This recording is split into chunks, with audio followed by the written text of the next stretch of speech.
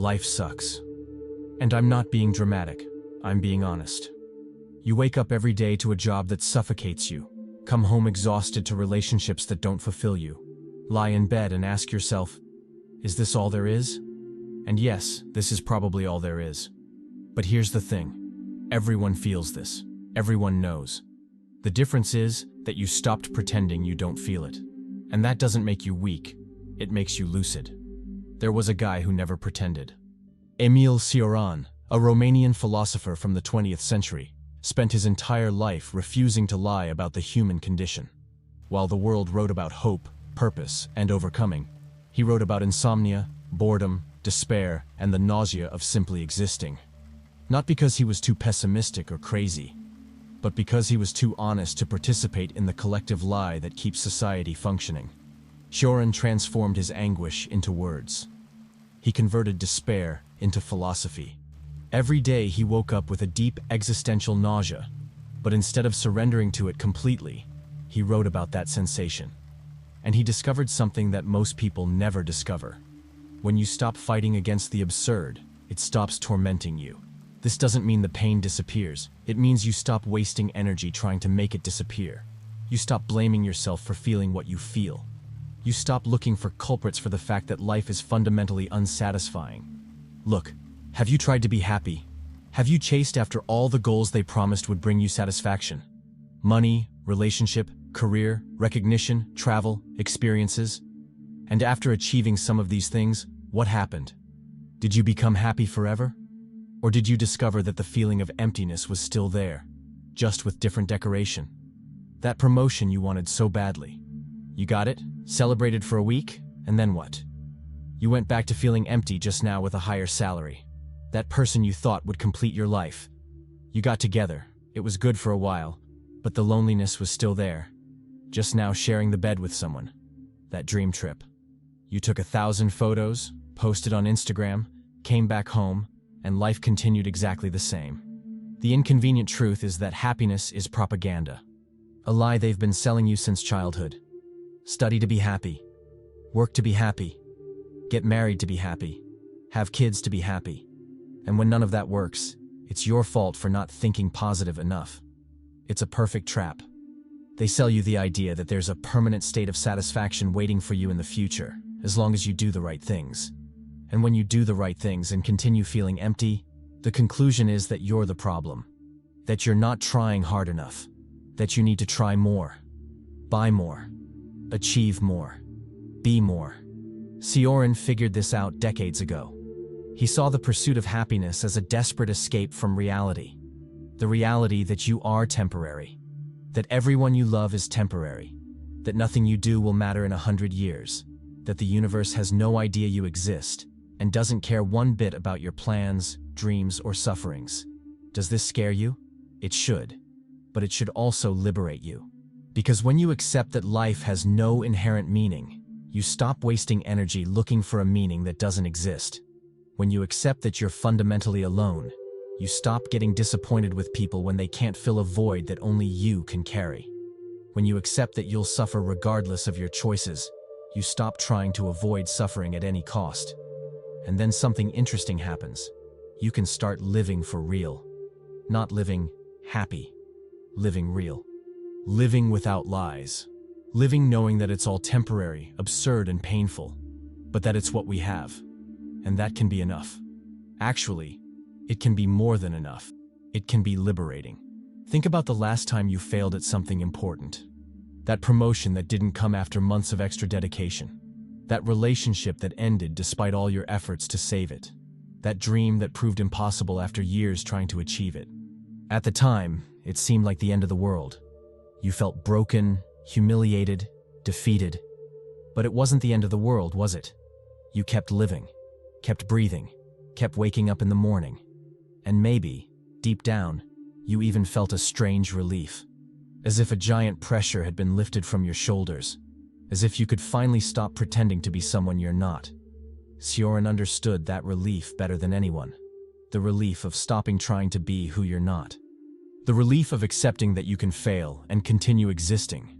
The relief of discovering that the worst-case scenario you imagined is, actually, liberating.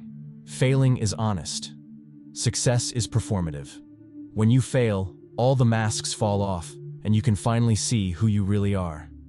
A fragile, confused human being, doing the best you can in a universe that doesn't offer an instruction manual. And there's a brutal beauty in that. An honesty that's impossible to fake. Think about it. All the people you most admire probably went through devastating failures. Not because failure made them better, but because it made them more real. They stopped trying to impress the world and started simply inhabiting it with honesty. Our culture hates those who feel too much. If you're sensitive, they call you fragile. If you question, they call you negative. If you don't smile all the time, they tell you to think positive. If you admit you're suffering, they offer instant solutions. As if pain were a technical problem that can be solved with the right tool. But Cioran knew that this pressure to be light is a form of emotional violence.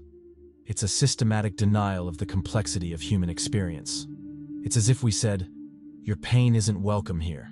Your sadness bothers us. Your anguish is inappropriate. Fix it and come back when you're better. You have a right to your sadness. You have a right to your existential fatigue. You have a right to look at the world and think, what the hell is this? You don't need to pretend everything's okay when nothing is okay. You don't need to smile when you want to cry. You don't need to be grateful for a life that suffocates you. You don't need to transform your pain into learning for it to be valid. Being deep in a shallow world is exhausting. Feeling a lot in an era that prefers the anesthetized is isolating. But it's also brave. Because it means you kept your soul alive while everyone around you became emotionally dead inside. Think about how many empty conversations you had today. How many times you pretended interest in subjects you consider irrelevant. How many times you smiled when you didn't feel like it. How many times you said, "I'm fine," when you were shattered inside. This is the tax we pay for living in a society that has a horror of authenticity. There are people who carry entire universes of pain and no one suspects.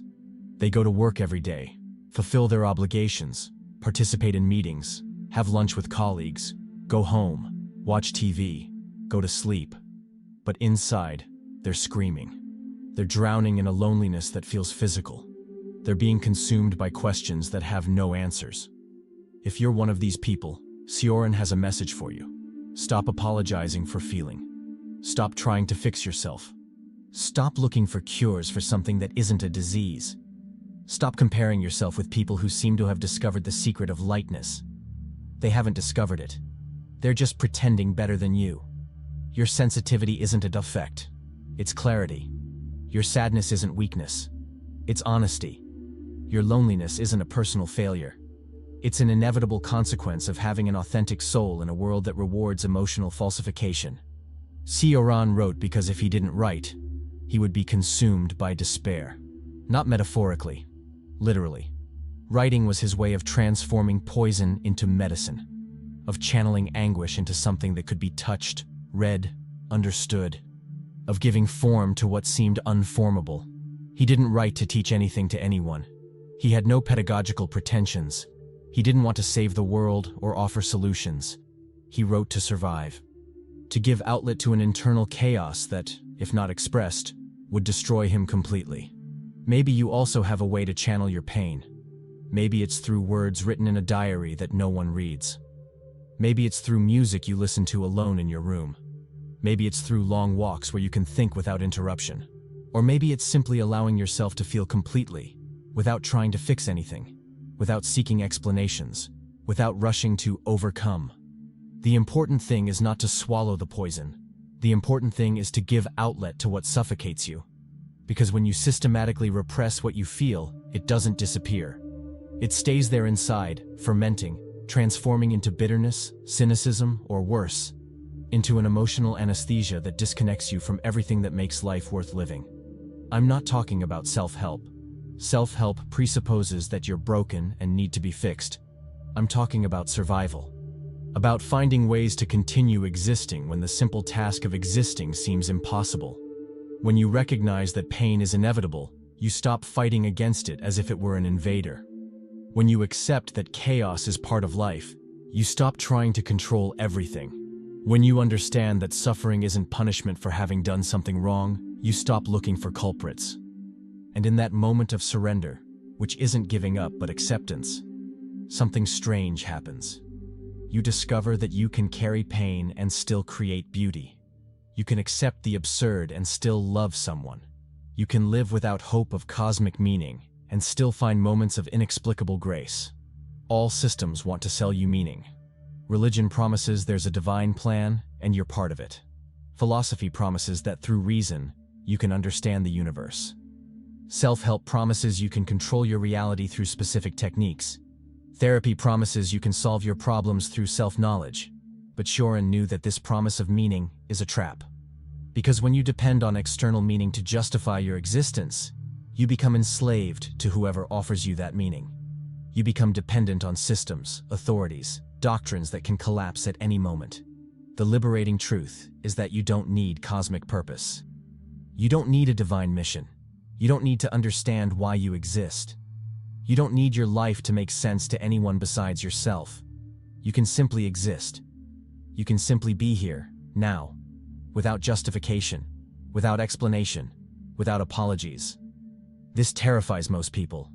The idea that maybe there's no plan, no destiny, no ultimate reason for us being here. That maybe we're just chemical accidents in an indifferent universe. That maybe all our search for meaning is just a sophisticated way of not being able to deal with cosmic silence. But what if that's true? What if it's exactly that? What if there's no higher force watching, judging, planning our trajectory? What if we're completely on our own? Then every moment of love is an improbable miracle. Every gesture of kindness is a rebellion against the void. Every work of art is a temporary victory against chaos. Every genuine laugh is an act of resistance against universal indifference. Not because it was planned by some higher force, but because you chose to create beauty where there was none. Cioran lived on that dangerous frontier between despair and acceptance. He knew that life is absurd, but instead of surrendering completely to paralyzing pessimism, he decided to inhabit the absurd, make it his home, find a strange form of dignity in accepting that nothing makes ultimate sense. And he discovered something that few discover. When you stop looking for cosmic meaning, you can start creating personal meaning. Small, temporary, intimate. The meaning you find in a genuine hug after a difficult day, in a song that seems to have been made specifically for what you're feeling, in a book that understands you better than any real person, in an honest conversation with someone who also stopped pretending they have all the answers. These meanings aren't eternal. They're not universal. They won't save humanity. They won't solve the world's problems. But they're yours. And maybe that's enough. Maybe that's more than enough.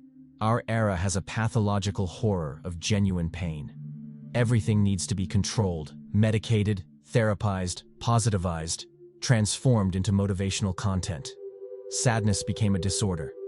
Melancholy became a disease. Existential anguish became a symptom. But Cioran knew that some pains don't want to be cured. They want to be felt. They want to be recognized. They want to be respected for what they are. An integral part of the experience of being alive. Part of the price we pay for having consciousness in a universe that is mostly unconscious. When someone you love goes away forever, you don't want to hear that they're in a better place or that you'll meet again. You want to cry. You want to feel the absence like a physical hole in your chest. You want them to recognize that something irreparable happened and there's no possible consolation. When your heart breaks for someone who doesn't love you back, you don't want to hear that you'll find someone better, or that it wasn't meant to be. You want to feel the pain of rejection. You want to mourn the future that will never exist. You want them to understand that there's no substitute for that specific person. When your life falls apart, when you lose your job, when depression arrives, when you look in the mirror and don't recognize who's looking back, you don't want to hear that everything happens for a reason, or that you'll come out stronger from this. You want to scream. You want to break things. You want them to recognize that some breaks can't be fixed, only accepted. And you're right.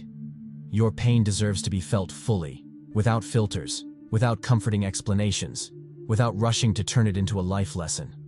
Cioran gave himself permission to feel without trying to transform everything into a life lesson. And that permission was what kept him functioning when everything inside him screamed to stop. There are moments when the only sane thing to do is collapse. Allow despair to go through you completely. Cry until you have no more tears. Scream until your voice disappears. Stay motionless in bed because getting up seems impossible. Not to get better, to honor what you're feeling. Resisting these falls would be insanity, because it means denying a fundamental part of who you are. A creature capable of feeling the tragedy of existence in all its intensity. A creature that can be broken by the beauty of a sunset and destroyed by the casual cruelty of the world. Cioran saw in suffering a kind of involuntary revelation. As if pain were a fire that burns illusions and reveals what we really are underneath all social masks. It's not a pleasant process. Nobody would choose to go through it. But it's true in a way that performative happiness never manages to be. The most interesting people you know are probably those who were broken by life and rebuilt themselves differently. Not better. That would be cheap self-help. More real. They stopped trying to impress the world and started simply inhabiting it with brutal honesty. There's a strange alchemy in deep pain. It destroys us, but also reveals us. It breaks us, but also shows us what we're made of inside. Those who have never been truly shattered often live on the surface of themselves, never discovering the depths they carry. This doesn't romanticize suffering. It's terrible when it happens. Nobody should have to go through certain pains. But if you've already gone through them, if you've already been broken by circumstances beyond your control, maybe you can recognize that something in you changed forever. Not necessarily for better or worse, but for more truthful. Pain has this strange capacity to show us who we are when all masks fall, when all resources are exhausted, when we have nothing left but our naked and raw humanity. And sometimes, in that place of total vulnerability, we discover a resistance we didn't know we had. Not the heroic strength from movies, but the silent strength of those who continue breathing even when everything collapses. Cioran asked a disturbing question. What if our faces showed all the pain we carry inside? He imagined that, if this were possible, maybe nobody could look in the mirror anymore, or look into each other's eyes. Because there are sufferings that, if they were visible, would be unbearable to witness. This image reveals something deep about the human condition. We're all constantly hiding essential parts of our experience. Every person you pass on the street is carrying stories of loss, disappointment, fear, loneliness that will never be completely shared. Every social smile hides a complex geography of emotional wounds and scars. Not because we're hypocrites, but because a certain dose of concealment is necessary for social life to function. If everyone expressed all their pain all the time, it would be chaotic. But Cioran warned about the psychological price of this constant performance.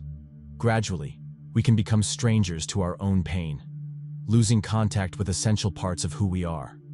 There are moments when you look in the mirror and wonder, who is this person looking back? Moments when you feel there's an abyss between the face you present to the world and what really happens inside you. Moments when you feel like an actor who forgot their acting. These aren't signs of madness or fragmentation. They're glimpses of honesty. They're moments when the mask slips and you can see, for a few seconds, the distance between who you are and who you pretend to be. Cioran lived in this tension constantly, writing from the place where masks come undone, where pain doesn't need to be hidden or explained, where it can simply exist in its rawest form. His texts are like faces that show all the anguish, without filters, without social makeup, without the protection of conventions.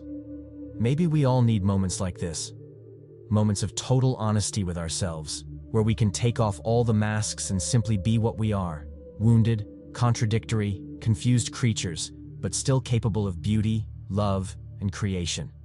Our culture has developed a pathological aversion to emotional depth. We live in an era that celebrates the lightness of being, that prefers the bright surface to dark depth, that treats any form of melancholy as a symptom of mental illness that needs to be medicated or therapized. When someone manifests real sadness in public, our first response is almost always to try to cheer up the person, offer instant solutions, change the subject. We rarely simply stay with the sadness, allow it to exist, recognize that maybe it's appropriate to the situation. It's as if we were afraid that melancholy was contagious, as if allowing someone to be genuinely sad in our presence could reveal our own hidden sadness. as if others' pain were a mirror we prefer not to look at. Cioran saw this phobia of depth as a symptom of a culture that lost contact with fundamental aspects of human experience. A life lived only on the surface is an impoverished life. Systematically avoiding emotional discomfort prevents us from developing the capacity to deal with the complexity of existence. There are people who carry entire worlds within themselves, universes of sensations, reflections, questionings that never find space in everyday conversations. They're people who feel loneliness in an almost physical way, who experience beauty and sadness with an intensity that can be overwhelming. Our culture has no space for this intensity. It prefers easier, more positive, more productive personalities. People who don't ask difficult questions, who don't question the status quo, who don't bother with their depth. But this intensity isn't a defect. It's a particular way of being in the world. A sensitivity that, although painful, is also capable of perceiving nuances that go unnoticed by more protected consciousnesses. Those who feel too much also love too much, also get too emotional with beauty, also understand too much the fragility of life. Paradoxically, one of Cioran's most liberating discoveries was that existential emptiness, that feeling that life has no intrinsic meaning, that we're alone in an indifferent universe, can become not only bearable, but even a space of unexpected revelation. It's not that the void magically fills, or that the absurd resolves into a comforting epiphany. It's that we discover a different way of relating to them. Instead of seeing them as desperate problems that need to be solved at any cost, we begin to experience them as fundamental characteristics of the human condition. There's a strange freedom in accepting that you're a conscious creature in a universe that may have no consciousness about you.